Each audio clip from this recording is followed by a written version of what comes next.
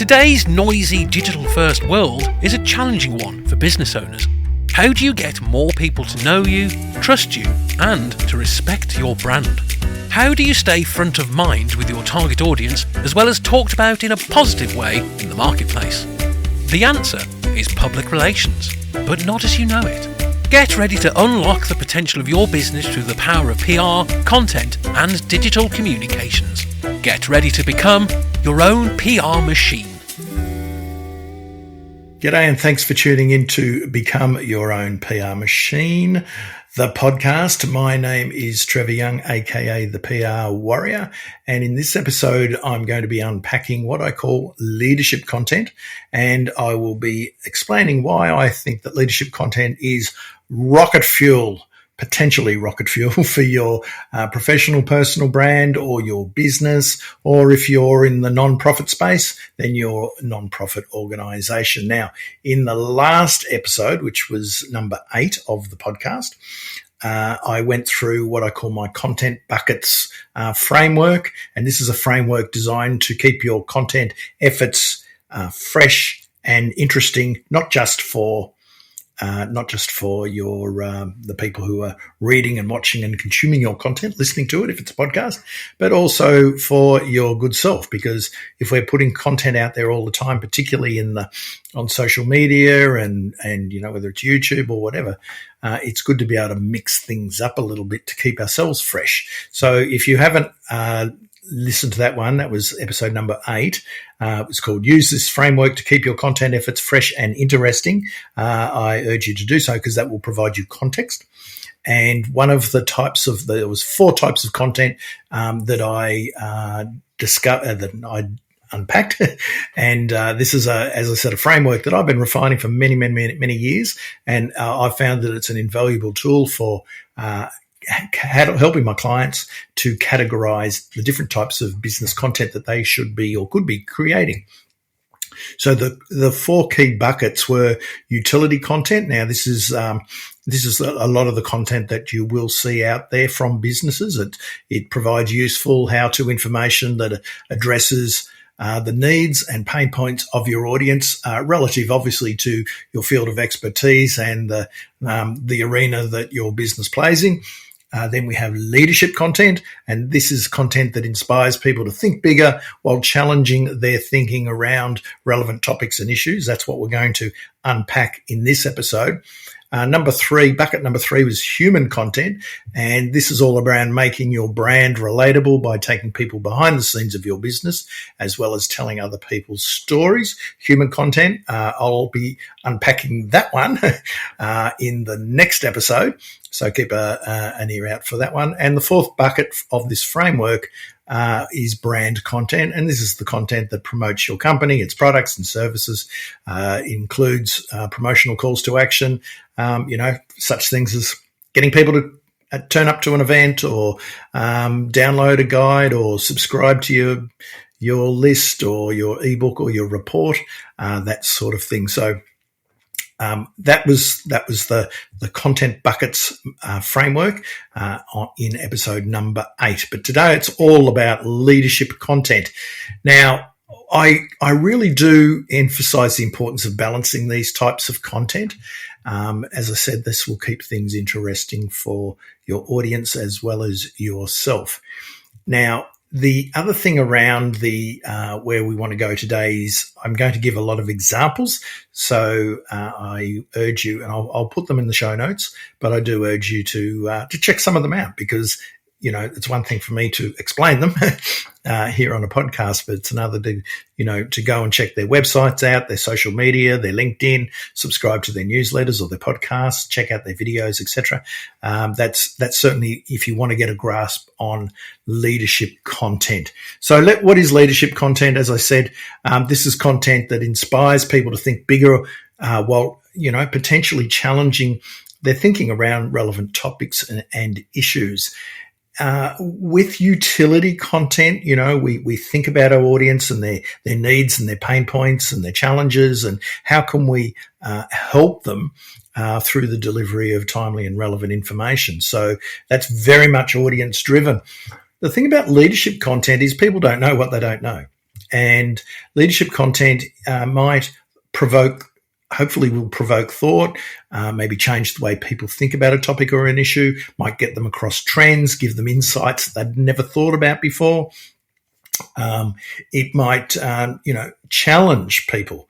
It might be like a metaphoric slap in the face with a dead fish. It might, people might get angry at your content. It might be controversial. So it's a lot harder to box in, but it's not necessarily addressing people's pain points or needs. In fact, it might be indeed making them rethink things and far from helpful. It might be, it might change, as I said, change the way they think about a topic or issue. So this is the stuff that a lot of non-fiction authors write bestsellers about. So if we looked at Malcolm Gladwell's The Tipping Point, for example, or anything that Seth Godin writes, I mean, these can sometimes for a lot of people be challenging books, or at least get you thinking about a topic or an issue and maybe changing the way you do things.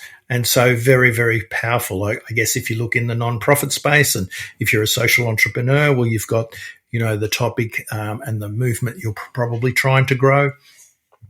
This too will be off the back of leadership content. So it really is thought leadership. I've taken the thought off it and just called it leadership content. But if you're wanting to be positioned as a thought leader, this is the space that you have to play in. Now, first class leadership content has, I think, the power to not only differentiate your business in the marketplace, but also to significantly build visibility and reputation and trust. And, we really do want to differentiate ourselves. The problem with a lot of utility content is it's very samey. It's very, people have got, your customers, your clients have got the same challenges and issues as your competitors, and if they're out writing content around that and you are as well, then it's a little bit harder to differentiate. It's not to say that you shouldn't be doing it. I think utility content is a really great place to start, and no one ever went wrong being useful and helpful. But I really think that leadership content can really be the rocket fuel for your brand reputation. Again, is it your professional personal brand? Is it your non-profit brand? Is it your business? I think it works right across the board. So leadership content, if we look at the utility content is a lot of the stuff you see out there. There's not as much leadership content out there. There's a lot of people out there purporting to be thought leaders when they're actually not. True thought leadership content will get you thinking, and it's more substantive. You're going to have to hurt your brain a little bit to do it. It's thought provoking. It's insightful. It might actually, come off the back of research. And again, I'll give you a stack of examples in this episode. So it might be around research and trends, or it might be a new spin on the way you're on an old topic, on a tired old topic, and you come in with a fresh twist and you challenge people, the status quo around that, the common held or the status quo or the common held thinking around that. It might be out there busting myths, all of this sort of stuff. This is the type of content that people share and they talk about and they get involved and they engage with. And it tends to be bigger picture in nature compared to utility content. And personally, I think it works best when developed and created through a PR lens versus a marketing one. I think that leadership content works well as a PR tool, and a lot of the content marketers who default to utility content, again, nothing wrong with utility content, they tend to be more from the marketing department, whereas PR is always about pushing boundaries of thought a lot more with your leaders, particularly if thought leadership is a strategy that you want to pursue for your business. A key thing that what leadership content does is spark conversation.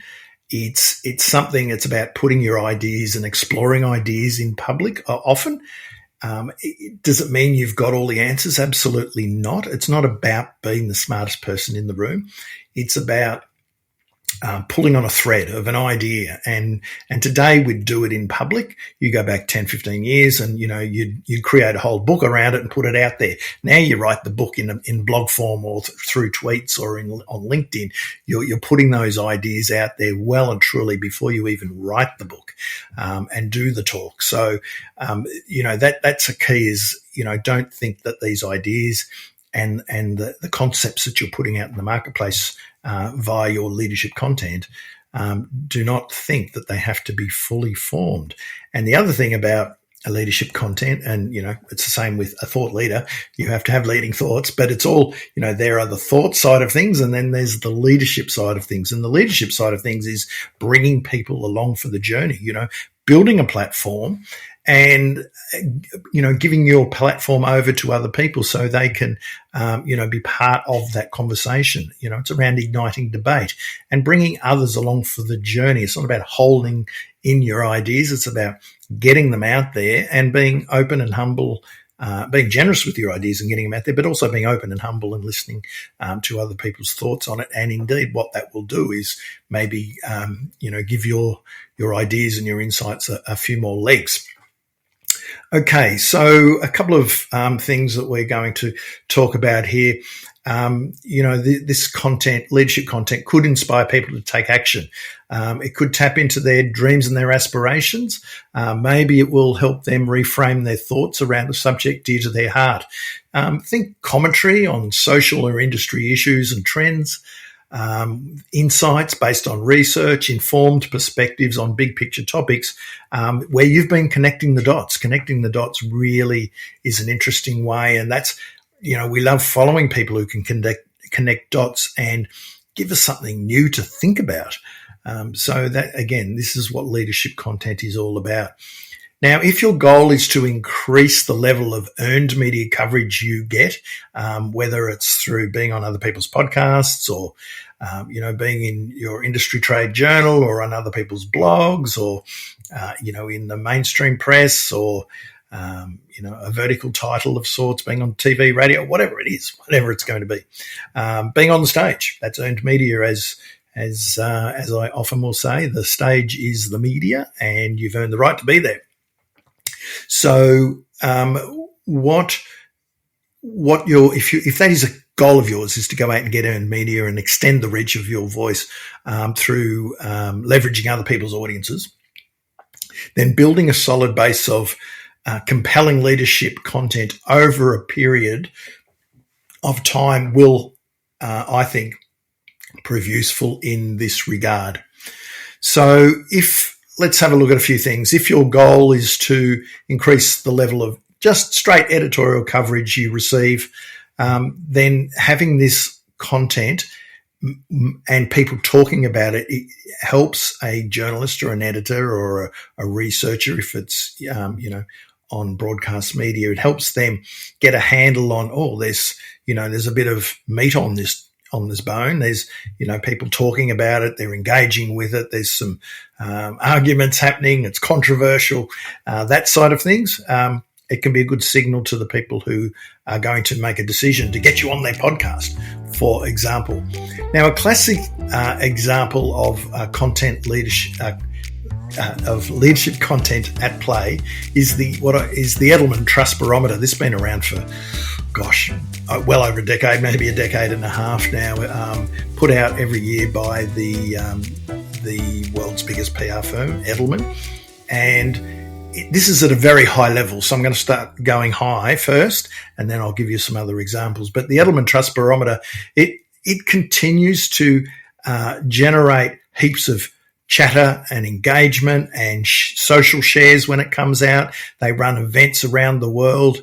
It's basically the Edelman Trust Barometer is a report into the people's trust in the institutions of government and media and business and the non-profit sector. And there's a global one, and then there's splits up into they have regional specific ones. So they have a lot of launch events around the world.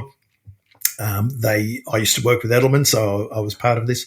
They get, panels in, speakers, They get a lot of media coverage from it.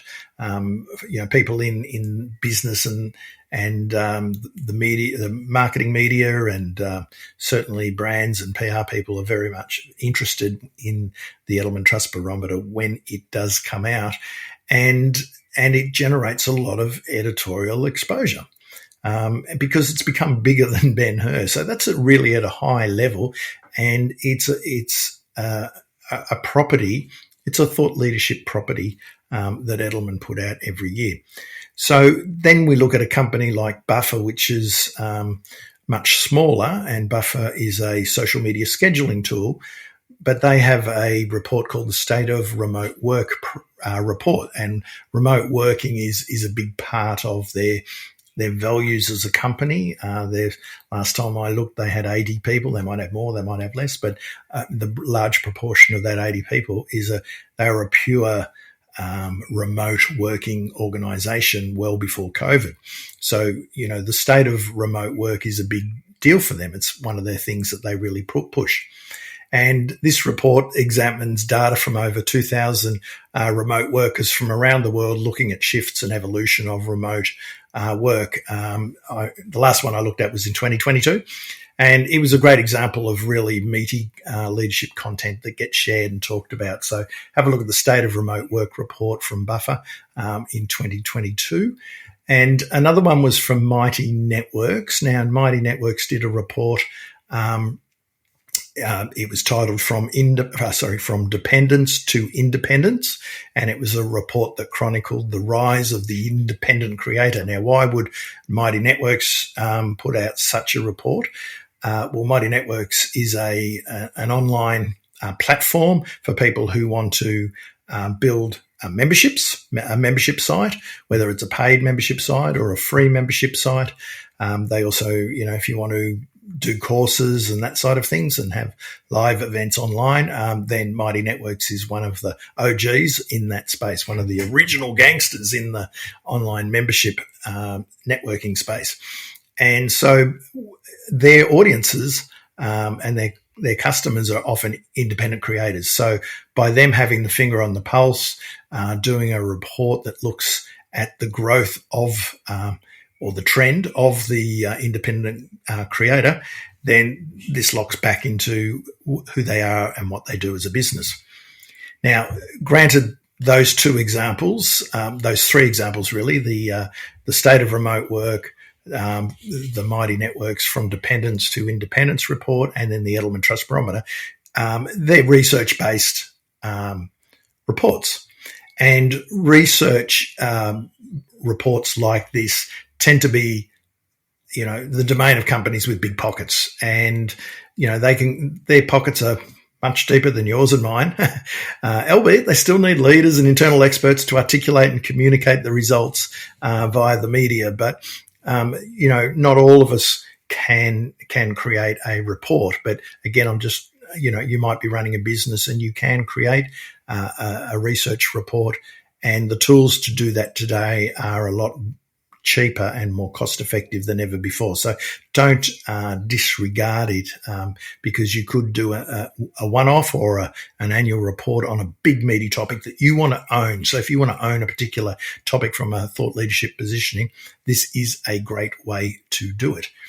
But with today's array of technology, we can do our own research that's, I think, robust enough to generate a result that really piques the interest of the media, but also our own networks. And remember, the media today are other content creators as well. Just because it doesn't get into your local newspaper doesn't mean it's not worthy of doing, of course, because we might want to get on other people's blogs and be shared on social media and talked about on Twitter or X and also be invited on other people's podcasts. So a good case in point here is Richard van der Blom's LinkedIn algorithm report. On my other podcast, Reputation Revolution, I did have Richard on earlier in 2023 to discuss his LinkedIn algorithm report. So there's a great example of, thought leadership content, but it's also, he does podcast interviews off the back of that because it's an interesting, meaty report, and he's pushing our boundaries of thinking around LinkedIn. So Richard's LinkedIn algorithm report's a really solid piece of work, and it's generated just a crazy amount of engagement on social media. And this has obviously led to some podcast interviews for Richard. And his LinkedIn post that launched the report received well over 6,000, nearly 6,200 reactions, over 2,000 comments, and well over 800 reposts as well. So you can see that, you could sit there and do a LinkedIn post and not get any engagement, or you can put in the effort, and it was a big effort to do, but he now does it annually, getting all of those reactions. That went absolutely viral, and Richard's got a huge following on LinkedIn, and this report is a key, not the only reason, but it's a pretty good reason why he's got a decent amount of followers on that platform. But, you don't have to produce a research report to tick the leadership content box. A couple more examples that I'm going to give you. Again, I suggest you go out and check them out if you get time. In Australia, there's a guy called Greg Savage, who has a fantastic blog, greatly named blog, by the way, The Savage Truth. Greg is a thought leader in the recruitment space, and he's for many years he ran recruitment agencies. These days, he's more of an advisor in the space, and he runs events, and he's got a book, and as I said, he blogs, and he does events internationally in Australia, New Zealand, overseas, in England, South Africa, and he's provocative. He's a very provocative writer and speaker, and so people are attracted to him because he challenges their thinking around all things recruitment and running a recruitment agency. Another example is, and these are all very disparate examples, by the way, people who have popped up on my radar over the journey. Sarah Walker-Smith is the CEO of Shakespeare Martineau, and this is a fast-growing progressive UK law firm with nearly 1,000 staff. And so it's a big company. And what I like about Sarah is she articulates her views around a range of topics. So, for example, gender equality, small business, diversity, social media, leadership generally, and the future of law firms. So really, out of all of those topics that she does cover, particularly on LinkedIn, there's one that's really locked back to law firms and her business, but the rest are, to do with running a business, being a CEO, all, vital things that, if you're a CEO or you're running a business, you need to know about these topics and issues that are burning out there in the marketplace. David Hyatt, H-I-E-A-T-T. David is the co-founder of Hyatt Denim Co., H-I-U-T. So his name is H-I-E-A-T-T, and his business is Hyatt, H-I-U-T, Denim Co. It's a Wales-based jeans brand. And he's also co-founder of the Do Lectures, which was voted one of the top 10 ideas festivals in the world by The Guardian. And its talks online have been viewed over 150 million times. I love the way he constantly challenges the way we think about business and life through his content on LinkedIn. So check out David Hyatt on LinkedIn. I think you really be engaged with the content that he does put out there, and again, making us think. It's not just a how-to or a listicle. It's getting in deep and getting us thinking. Chris Do. Now, Chris is a content creator. He's a podcaster. He's a speaker. He runs The Future, F-U-T-U-R. There's no E on the end. And it is online training for people in creative industries. So he covers a lot of topics as well. But Chris is really, his star is really starting to shine. And he's really kicking goals with his thought-provoking leadership content across multiple platforms, and he's really one to watch. And he's everything from design and personal branding and leadership and productivity. I think like genuine thought leaders are expansive in their thinking. They can and do talk about disparate topics. They often bring them back and connect dots, whereas domain experts and subject matter experts, often they will go one or two lanes and they'll go deep into those lanes, and that they're the ones that really do a lot of really great utility content. Does it mean thought leaders aren't experts? No, not at all. But they might not be the expert, but they package and articulate their ideas in different ways, and that's what keeps them fresh and interesting. One of my favourites in the thought leadership space is Joanna Penn, and she just continues to. She's been around the traps for probably 10, 13 years now. She runs The Creative Pen, Penn, great name as well. That's a podcast, and her online brand and her blog and everything is under The Creative Pen. And she just continues to educate and inspire in equal measure. And she produces some really great thought leadership content around the future of creativity and writing and independent publishing and trends, what's going on there. Staying ahead of the game by being an author and an entrepreneur or a creative entrepreneur. And Joanna is a great example of a hybrid, really, because she is a deep domain expert. Anything you want to know about publishing your own book and marketing your own book and the independent publishing side of things and building a business from your writing, Joanna has got the how-to all the way down through her books and, her courses and stuff.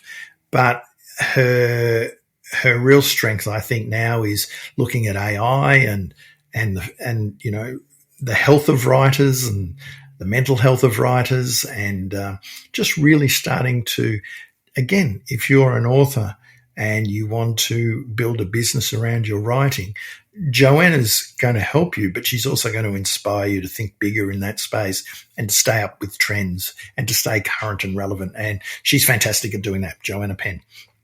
Have also interviewed her for the Reputation Revolution podcast, so check out that one as well. A couple of other examples of great leadership content and people who are putting it out there on a regular basis. Seth Godin, of course, I alluded to him earlier. He's one of the world's most successful bloggers. He's been blogging for 2,482 years. I think he's the poster child of leadership content, and his concise articles they consistently challenging and thought-provoking. He's not sitting there worried about your pain challenges and pain points and then writing how-tos for it. Maybe some of his training will be looking at that side of things, but his writing and his work and his books are not like that. There's no way you'll see him posting an article along the lines of 5 ways to hack your marketing plan. I Googled it just to make sure. Dr. Michelle Mazur, M-A-Z-U-R. She's a leading brand messaging coach and ethical marketing advocate. She has a podcast called Duped, where she explores the dark side of the online business world, or what she calls bro marketing. So, yes, most of her content is around, brand messaging and that side of things. But then she's moving more, as a value and a principle around the ethical marketing side of things. So, again, that's she might by being very open in that space and consistently having a voice against the whole notion of bro marketing, then, she's going to put off a certain segment of her audience, but she'll also attract the people who really believe in what she believes in. And that's a lot around leadership content is, what do you believe? What's your philosophy? Go for it, push hard. And Dr. Michelle Mazur does that as well. Professor Scott Galloway. He's big on YouTube. He's terrific. He gets interviewed on in the press and on podcasts and on TV all the time. He is a gem. His videos In his words, cut through the biggest stories in tech and business. Expect unfiltered insights, bold predictions, and thoughtful advice to help you thrive in the workplace. So check out Professor Scott Galloway, or Prof G, as he's better known, on YouTube, and you'll see him really just commenting on around things around economics and finance and marketing and all those sorts of things. And he's a real commentator on it, and he connects dots, and he's thought provoking, and he has an opinion, and he won't hold back. But super savvy, and I think he's a professor at NYU University, or NY University as well. So University of New York. So check out Prof G. So while leadership content is generally more associated with business to business and B2B brands, and professional services firms, and you could throw social enterprises in there, I think lifestyle brands can also tap into this bigger picture, space, bigger picture ideas and trends. They can do it by providing content, again, more around the inspirational side of things, that takes the reader or viewer or listener into a topic that's bigger than their brand. And I think that's the thing around leadership content. It's not about you, the brand, and necessarily the just what you provide as a business, but you go much bigger picture and much broader. Again, connect dots, inspire people, change the way we think, get us excited and engaged. So a good example of a consumer brand doing this is the English paint and wallpaper company, Farrow and Ball, and they have an online publication called The Chromologist. Now, this publication has as its mission inspiring our readers to create beautiful, considered homes to be proud of, one post at a time. So they really want you to get deep into colour. Let's face it, they're a paint and wallpaper company, but, people who are interested in paint and wallpaper are interested in, interior design and making a home that you want to live in and that's be proud of, as they say. So the Chromologist from Farrow and Ball is worth a look. Here in Australia, we have a bed linen retailer called Bed Threads, and they're another example. They have a really good blog, but then they have the Makers Home Tours section, and they take people through, people who are the makers and, creative types who are, just got beautiful homes, nice design, and again, inspiring people, getting us excited. It's, perfect for, it's very Instagrammable, you could say. But again, I put that into, it's not utility content necessarily. They might do how to do this, but it's more about, tapping into other creative types and what are they doing, what do their homes look like, etc.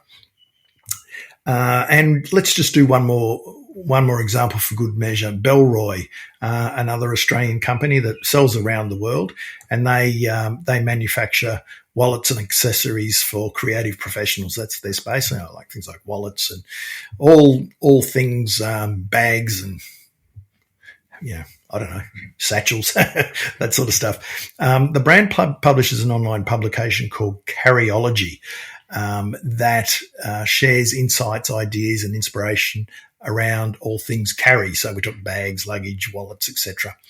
And this is the mission, or in their own words, about this. Now, bear with me for a tick when we get to why this really blows me away. But essentially, this is the Carryology philosophy. Essentially, we're here to discover, discuss, and disseminate new and better ways to carry. We figure if we can act as something of a campfire for the carry community to gather around, then we should all win from the insights we gain. Now, interestingly, Carryology covers a host of brands that compete directly with Bellroy. Yeah, you heard that right. They actually have created a publication, a very popular publication, long-running publication that promotes the brand's competitors. Now that, ladies and gentlemen, is leadership. So that will give you an idea of, that it doesn't really matter what marketplace, what brand you are, what's, you B2B, B2C. There's there might be, not for everyone, this is not for everyone, but for a lot of different companies, if you want to be smart and creative, but you want to do the work, this is doing the work. This is not just, again, listicles and getting AI to bang something up for you on how to do whatever.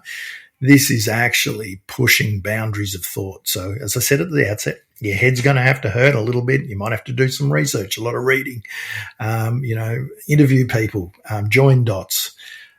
Look, there's a lot in this space, but I believe that leadership content done well, with purpose, with passion, with zeal, it can often help differentiate entrepreneurs, even if you're a domain expert and you want to push boundaries and go a bit further away from your topic, business owners, social entrepreneurs, it can really start differentiating your personal or business or nonprofit brand in the marketplace.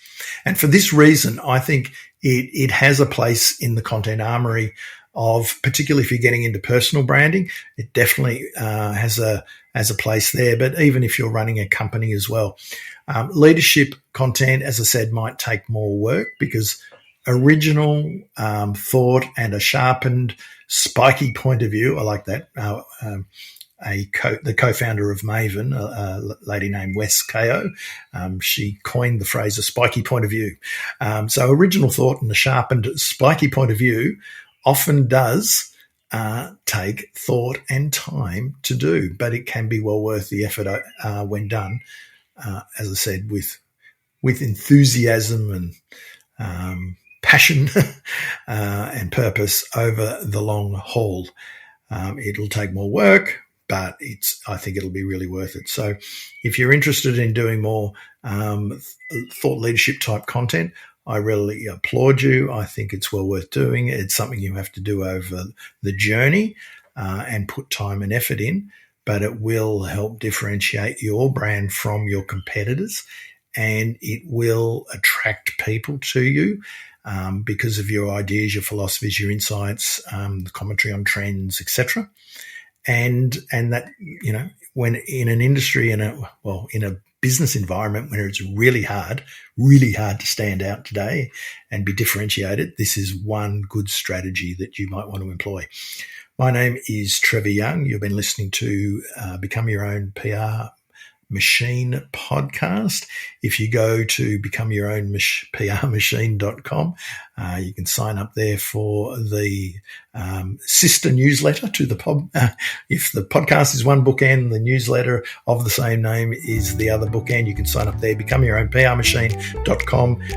Let's connect on LinkedIn if we aren't already connected there, and let's chat on Twitter or X if you're there as well. I'm at Trevor Young. Until the next episode, cheers.